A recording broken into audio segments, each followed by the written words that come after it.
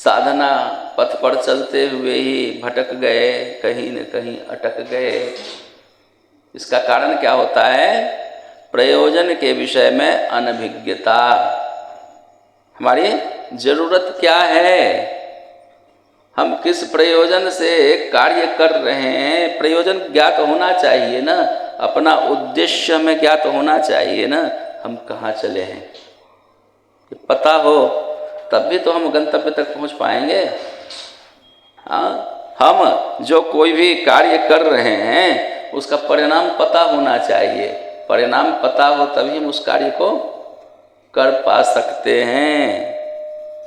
परिणाम ही पता नहीं तो फिर कार्य की स्थिरता, निश्चितता भी नहीं बनेगी। इसलिए सबसे पहले हमें प्रयोजन ज्ञान होना चाहिए। हम जो कर रहे हैं उसका प्रयोजन क्या है। हमने जो दीक्षा ली, हम जो वैष्णव हुए, कोई तो प्रयोजन होगा। उस प्रयोजन को हमें विचारना चाहिए, उस प्रयोजन को हमें जानना चाहिए। जब तक और प्रयोजन निर्धारण भी हम जो परंपरा है उस अनुसार ही कर सकते हैं। अब अपनी अज्ञानतावश, अपनी अबोधतावश हम कुछ भी प्रयोजन स्वीकार कर लें, उससे तो होता नहीं है। जैसे बच्चों को, जो बाल वर्ग वाले, शिशु वर्ग वाले बच्चे होते हैं ना, उनको स्कूल भेजते हैं माता पिता। आजकल प्रेपरेटरी क्लास चलाना, प्रेपरेटरी में भेजते हैं। वो क्यों जाता है वहाँ? वहाँ खूब खेलने को मिलता है, तरह तरह के खिलौने होते हैं। तो वो और भी बच्चे होते हैं, साथी होते हैं, वो सोचते हैं कि अरे खेलने वाले साथी भी मिल जाते हैं, खिलौना भी मिल जाता है, तो क्यों न जाया जाए। तो उसका प्रयोजन, स्वयं का निर्धारण किया हुआ प्रयोजन क्या होता है? खेलना, खेलने के लिए जाता है वहाँ, किंतु वो वास्तविक प्रयोजन होता नहीं है। वास्तविक प्रयोजन उसके माता पिता को पता होता है। ये पढ़ाई लिखाई करना सीख पाएगा, पढ़ने में मन लगेगा, इसलिए उसको वहाँ भेजा जाता है कि यह एक प्रबुद्ध बनेगा, पढ़ लिख जाएगा। विद्यालय जाने का प्रयोजन क्या होता है? प्रबुद्ध होना, न कि खेलना।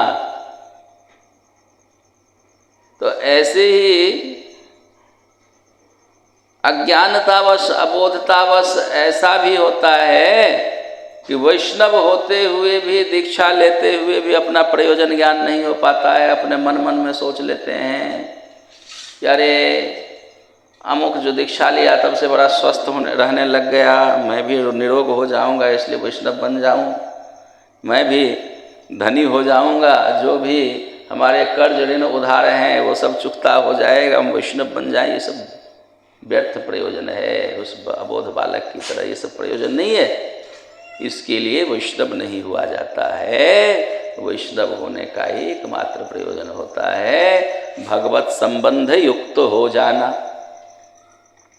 वैष्णव हो जाने से भगवत संबंध युक्त हो जाता है जीव, सीधा सीधा उनसे संबंध बन जाता है, सीधा सीधा उनका ही होकर रह जाता है। वैसे तो सब हम उनके ही हैं, ये अखिल चराचर सब उनका ही है, उनके बाहर कुछ है ही नहीं। किंतु वैष्णवीय दीक्षा होने के बाद अधिकृत रूप से उनका हो जाता है। जैसे इस राष्ट्र के तमाम नागरिक जो भी हैं, सब राष्ट्र के ही तो है ना, सरकार की सब है ना जनता। सबका हित करना, सबकी सुरक्षा करना, सबकी सुव्यवस्था करना सरकार का कार्य है ना। किंतु इन्हीं समस्त नागरिकों के बीच कुछ अधिकृत नागरिक जन होते हैं जो कि डायरेक्ट सरकार से जुड़े हुए होते हैं, सरकारी कर्मचारी होते हैं, सरकार की सेवा में नियुक्त होते हैं। उसके लिए सरकार का विशेष दायित्व होता है। उसकी देख रेख, योगक्षेम, वहन आदि यह सब सरकार विशेष रूप से करती है, सामान्य नागरिक की अपेक्षा नहीं करती है ना, क्योंकि वह सरकार के लिए समर्पित हो चुका होता है, सरकार की सेवा में समर्पित हुआ रहता है। इसीलिए उसकी सारी भरपाई, सारे देख रेख दायित्व सरकार का बनता है। ठीक वैसे ही अखिल चराचर जीव जगत मात्र सब तो उनका ही है, किंतु जो वैष्णवीय दीक्षा से युक्त हो गया ना, जिसका इनके संग संबंध हो जाता है, वो इनके प्रति समर्पित हो जाता है, वो इनका अधिकृत दास हो जाता है। इसलिए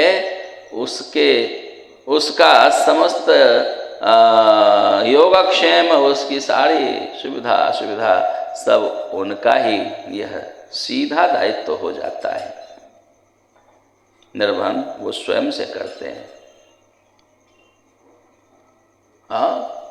यह अब उस व्यक्ति का जो वैष्णवीय दीक्षा युक्त हो चुका है, उसका प्रयोजन क्या रहा? वो उनकी सेवा में अपने आप को संलग्न रखे, उनकी अनुकूलता बनाए रखने में अपने आप को निरंतर समर्पित किया रखे। यह उस व्यक्ति का प्रयोजन हो जाता है, उनकी अनुकूलता बनाए रखना। हाँ, उसका दूसरा कोई कार्य नहीं होता।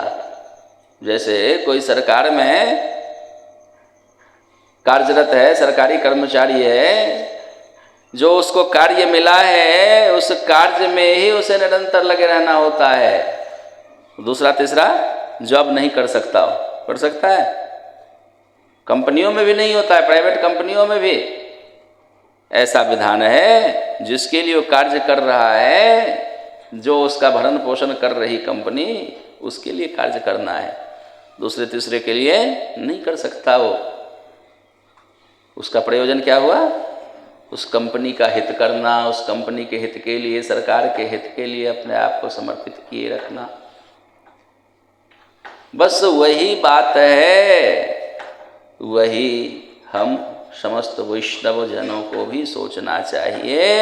हमारा एकमात्र कार्य है, एकमात्र प्रयोजन है अपने प्राणधन श्री प्रिया प्रियतम की प्रसन्नता, अनुकूलता के प्रति निरंतर समर्पित रहना। वही हमारा कार्य है, और कुछ करना ही नहीं, और कुछ सोचना ही नहीं। अब कहेंगे कि फिर पेट भी तो है ना, भोजन तो चाहिए, वस्त्र तो चाहिए। ठाकुर जी स्पष्ट कर दे रहे हैं, स्वयं से उन्होंने कह दिया है कि जो इस भांति अनन्य होकर बस मेरे लिए सोचता है, मेरे प्रति समर्पित रहता है, उसके लिए बाकी कुछ सोचने की आवश्यकता नहीं उसे। वह रोटी कपड़ा मकान आदि की भी चिंता न करे, उसकी व्यवस्था हम करते हैं। अनन्यास चिंतयन्तो माम जे जनाः माम उपासते तेषां नित्याभियुक्तानां योगक्षेमं वहाम्यहम्। जो अनन्य होकर बस मेरी अनुकूलता बनाए में लगा रहता है, मेरी उपासना में लगा रहता है, उसका समस्त योगक्षेम मैं स्वयं वहन करता हूँ, स्वयं व्यवस्था करता हूँ, उसको कुछ करना नहीं पड़ता। और खोलकर स्पष्ट रूप में बता दे रहे हैं हमारी समस्या क्या है। संसार की समस्या, सबसे मुख्य समस्या किसे कहते हैं? रोटी कपड़ा मकान, यही सबसे बड़ी समस्या है ना संसार की। संसार जूझ रहा है निरंतर इन्हीं समस्याओं से।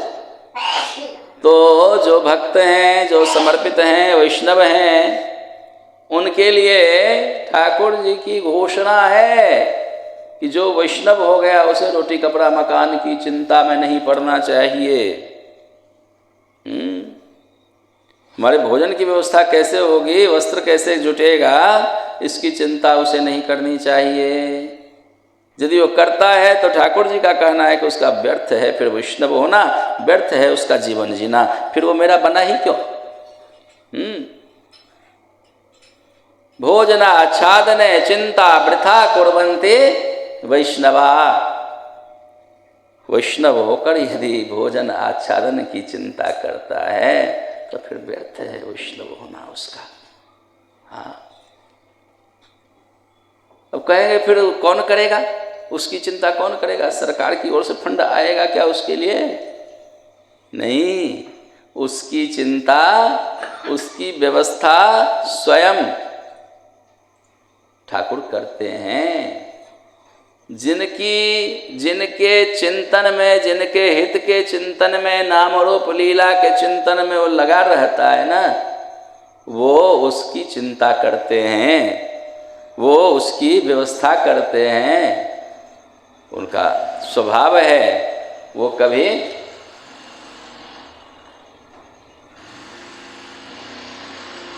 वो घोषणा किए हुए हैं, उनका स्वभाव है, जो जैसा उनके लिए करता है ना वो भी उसके लिए वैसा ही करते हैं। जब महाभारत का युद्ध चल रहा था और कल के युद्ध के लिए कुछ योजनाएं तय कर दी थी। शाम के समय उस दिन युद्ध विराम के पहले भीष्म पितामह को दुर्योधन ने कुछ दुर्वचन कहा और वो रोष में आए और कहा, उन्होंने घोषणा कर दी, प्रतिज्ञा कर ली कि कल, वो सेनापति थे उस समय, दुर्योधन ने कहा था जो ये पितामह लड़ तो रहे हमारी ओर से, लेकिन शुभ चिंतन पांडवों के लिए है, इनसे कुछ होना जोना है नहीं। उनको बड़ा आघात हुआ और उन्होंने प्रतिज्ञा कर ली कि कल के युद्ध में मैं पांडवों में से एक न एक को अवश्य ही धराशायी करूंगा।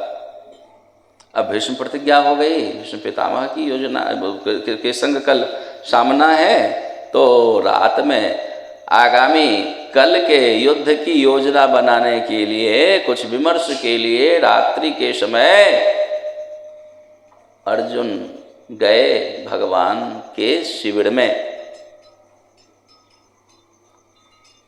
तो उस समय प्राय ब्रह्म मुहूर्त की बेला थी और अर्जुन यही सोच के गए कि दिन भर के थके होते हैं, अभी तो विश्राम में होंगे, किंतु वहाँ जाने पर देखा क्या कि भगवान पद्मासन पर विराजमान ध्यान मग्न हो रहे हैं। अर्जुन को बड़ा आश्चर्य लगा कि ये तो जगत के पूज्य हैं, संसार इनका भजन करता है, और मैं तो यही जानता था अब तक कि दुनिया इनका भजन करती है, लेकिन आज ये नई बात देखकर उनके मन में ये भला किसका भजन करते हैं, ये किसका ध्यान करते होंगे।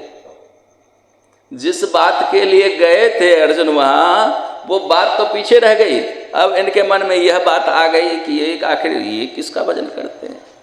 जाके वहाँ बैठे, जब ठाकुर जी का बाह्यावेश हुआ, भजन उनका पूरा हुआ, नेत्र खोलते हैं, सामने अर्जुन को देखते हैं, प्रणाम करता है अर्जुन, पूछते हैं बताओ अर्जुन कैसे आना हुआ इस समय। अर्जुन ने कहा वो तो मैं बताऊंगा ही केशव, जिस प्रयोजन से मैं आया वो तो बताऊंगा ही, बताने ही आया हूँ, लेकिन उससे पहले अब यह एक नई बात आ गई, एक नया प्रश्न आ गया मेरे मन में। अब आप मुझे ये बताओ कि मैंने अभी आपको देखा आप भजन में लगे हुए थे, दुनिया तो आपको भजती है, आप किसका भजन करते हैं। नया एक प्रश्न आ गया मेरे मन में, ये आप पहले तो ये बता दें, फिर मैं अपनी बात बताऊंगा मैं क्यों आया। भगवान ने कहा कि मैं मेरे भजन करने वालों का भजन करता हूँ, जो मेरा भजन करते हैं ना मैं उनका भजन करता हूँ, जो मेरा ध्यान करते हैं मैं उनका ध्यान करता हूँ जो मुझे स्मरण करते हैं, मैं उनका स्मरण करता हूँ जो मेरा चिंतन करते हैं, मैं उनकी चिंता करता हूँ, बैठ करके उनका चिंतन करता हूँ मैं। यह तो उनका कार्य है, यह उनका स्वभाव है कि जो उनके प्रति अनन्य भाव से समर्पित है, बस जिसके जीवन में वो बचे हुए हैं, उनके लिए ही जो जीवन जीता है, उनके लिए ही समस्त कर्म जिसने अर्पण कर रखा है, मन कर्म वचन जिसने अपना उनके प्रति समर्पित कर रखा है, तो ठाकुर भी तदनुरूप उसके लिए सोचते हैं, उसकी चिंता करते हैं, उसकी सारी व्यवस्था जुटाते हैं, उसके भोजन कपड़ा मकान की व्यवस्था आप स्वयं करते हैं। इसलिए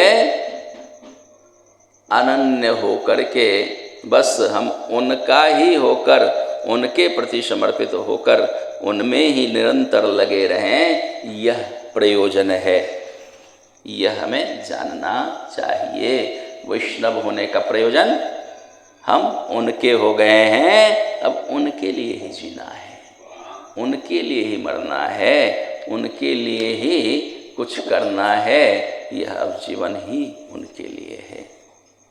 यह प्रयोजन ज्ञान होना चाहिए, इसके लिए हम वैष्णव बने। संसार के